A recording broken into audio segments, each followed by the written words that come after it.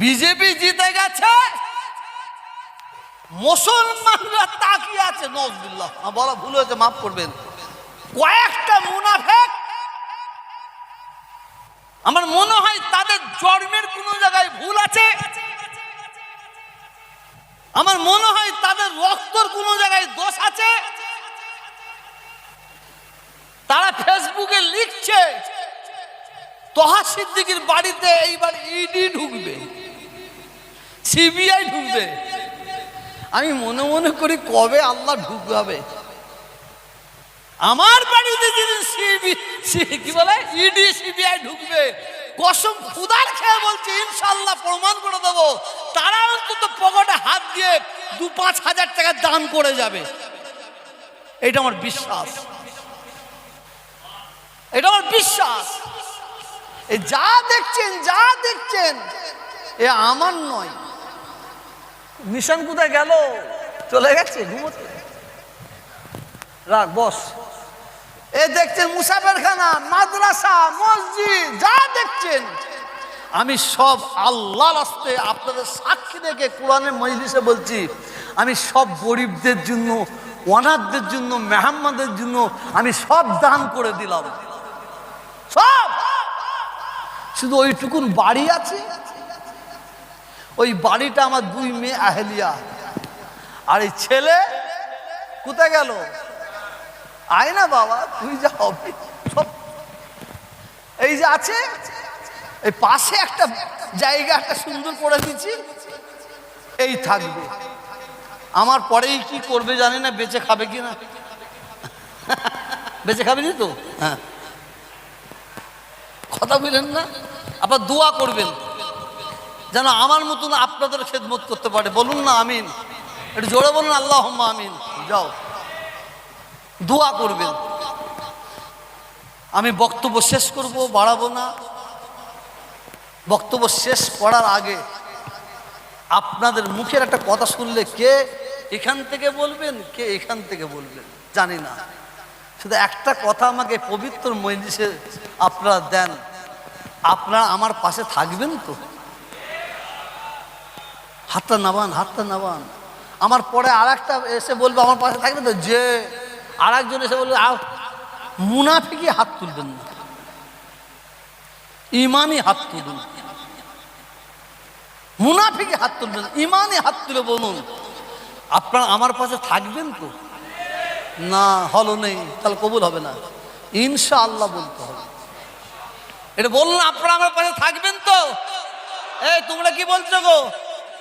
হ্যাঁ, এই ইউটিউবার মালুগুলো বসে আছে না, এরা এর কাঠি ওকে ঢুকাই, ওর কাঠি ওকে ঢুকাই। এরকম করিস নি বাবা, হ্যাঁ করিস নি। যাক,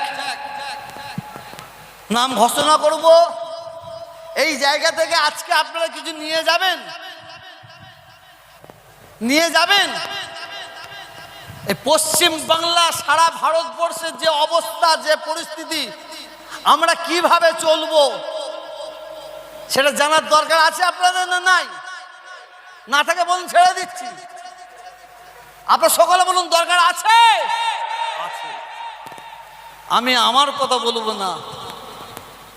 জ্ঞানে যারা বোঝে তারা শুধু ইশারায়, জ্ঞানে যারা বোঝে তারা শুধু ইশারায়, নাদানকে বুঝাইতে কে পারে কোথায়।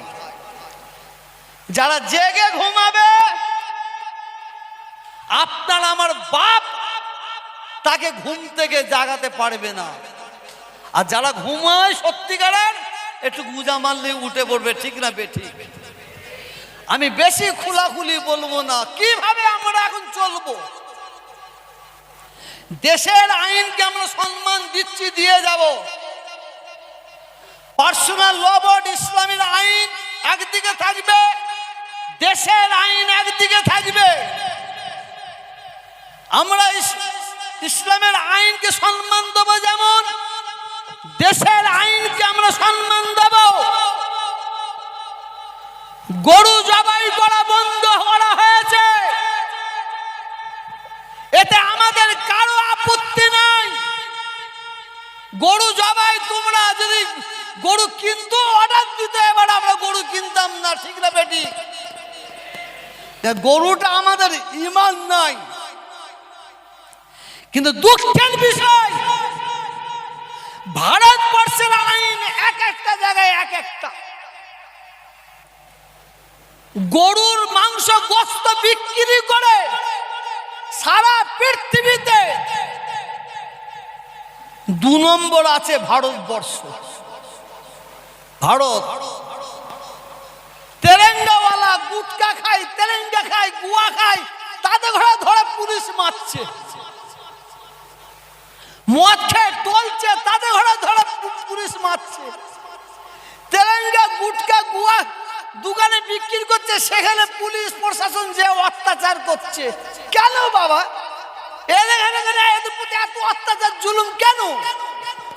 যেখানে মদের ফ্যাক্টরি, মদ তৈরি হচ্ছে, সেখানে তালা মেরে দাও, তাহলে কোনো জায়গায় মদ যাবে না।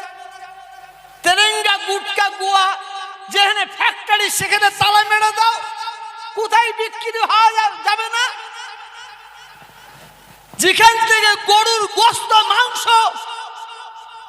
ফ্যাক্টরি করে বিদেশে পাচার করা হচ্ছে, বন্ধ করো।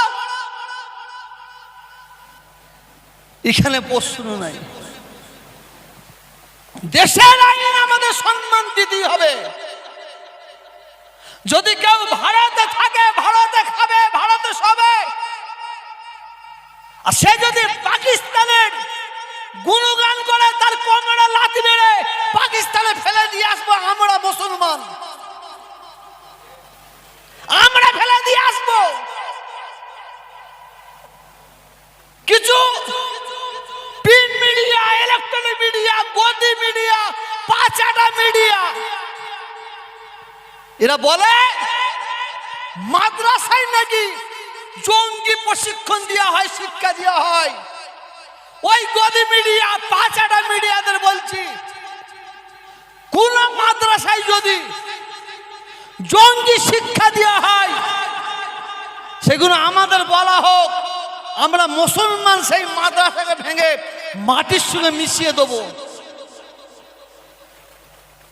মাদ্রাসায় শিক্ষা দেওয়া হয় দেশকে ভালোবাসবো কিভাবে। এই দেশে হিন্দু, মুসলমান, শিখ, ইসাই আমরা একসঙ্গে বসবাস করি। একটা ধর্মের মানুষ আর একটা ধর্মকে কিভাবে ভালোবাসবে,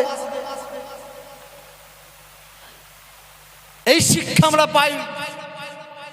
কিন্তু আমাদের জোর করে আমাদের জঙ্গি বানাবার চক্রান্ত করা হয়।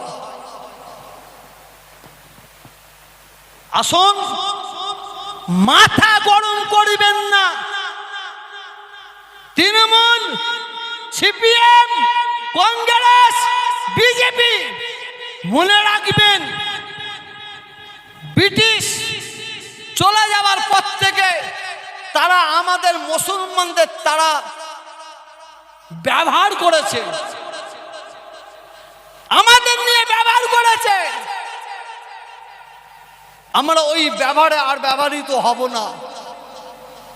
সাবধানে পা দেবেন। যখন ভিড় দেখবেন, সরে যাবেন। এই বাংলায় বিজেপি ক্ষমতা আসার পরে অনেক কিছু ভাবছে, কিন্তু আমরা বাংলার বাঙালি মুসলমান, বাংলার বাঙালি হিন্দু, আমাদের যে ভালোবাসা, যে ঐক্য, যে একতা, যে সম্প্রীতি ছিল, আছে, থাকবে। এই বাংলায় কোনো হিন্দু চাই না কোনো মুসলমানের মায়ের কোল খালি হোক, কোনো মুসলমান বিধবা হোক, কোনো মুসলমানের বাচ্চা অনাথ হোক। কোন মুসলমানের মা চাই না যে কোনো মুসলমান হিন্দু মা বিধবা হোক, হিন্দু ভাই অনাথ হোক, চাই না। কেন? সম্প্রীতির বাংলা। অনেকে অনেক কিছু ভাবছেন, ভাবার দরকার নাই। শেষ বক্তব্যের পর আমি বক্তব্য রাখবো না। আমরা কিভাবে জীবন যাপন করব, এটা আমি বলছি না। গাউসুল আজম হযরতে বড় পীর বাবা আব্দুল কাদের জিলানী হুজুর রহমাতুল্লাহ আলাইহি উনি দরবারে বসে আছেন, আকেল মানকেল ইশারাই কাফি, এটা বোঝার চেষ্টা করবেন। হযরতে বড় পীর বাবা আব্দুল কাদের জিলানী হুজুর রহমাতুল্লাহ আলাইহির দরবারে বসে আছেন। হঠাৎ দেখা যায় একটা সাপ এসেছে, সাপ। শুনছেন এই কথা, আমার যা কথাগুলো বললাম সব বাদ দিয়ে দেন, অন্তত এই কথাটা শুনবেন, জীবনযাপন করবেন। বড় পীর সাহেব হুজুরের কাছে একটা সাপ এসে বলছে, হুজুর একদল মানুষ আমাকে মেরে ফেলতো, আমি মরে যেতাম। কি করেছো, কি হয়েছে? বললাম আমি রাস্তা দিয়ে যাচ্ছি, আমাকে দেখি সাপ সাপ বলে পাথর নিয়ে ছুটছে, ঢিল নিয়ে ছুটছে। আমি কোনো রকমে বেঁচে আমি জঙ্গলে ঢুকে পেরেছি। এর বিচার আপনাকে করতে হবে। বড় পীর সাহেব হুজুর বললেন, তুমি কাউকে কামড়েছো? কাউকে কামড়েছো? বলছেন না। বলে যাও, কাউকে কামড়াবে না। কিছুদিন পরেই দেখা যায় ওই সাপটা আবার এসেছে। হুজুর আমার বিচার করতে হবে। বলে কিসের বিচার? বললে আমার কোমর ভেঙে দিয়েছে। বলে কেন? বলে আমি রাস্তা দিয়ে যাচ্ছি, কিছু মানুষ সাপ সাপ বলে পাথর ছুটছে, পাথর। একটা পাথর আমার কোমরে লেগে গেছে, ভেঙে গেছে কোমরটা। ভাঙা কোমর নিয়ে আমি কোন রকমের জঙ্গলে ঢুকে পড়েছি। এই কোমর ভাঙা নিয়ে আপনার কাছে এসেছি, আপনাকে বিচার করতে হবে। শুনুন, হযরতে বড় পীর সাহেব হুজুর বললেন, তুমি কাউকে কামড়েছো নাকি? বলে হুজুর আমি কামড়াবার সুযোগ পেয়েছিলাম, আমি যদি কামড়াতাম আমার কোমরটা ভাঙতো না, কিন্তু আপনি তো কামড়াতে বারণ করেছেন, আপনি তো নিষেধ করেছেন। হযরতে বড় পীর সাহেব বললেন, ফোঁস তুলেছিলে? কথা বুঝতে পারছেন কি বললেন? ফোঁস তুলেছিলে? বললেন না। বললাম আমি তোমাকে কামড়াতে বারণ করেছি, ফোঁস তুলতে তো বারণ করিনি।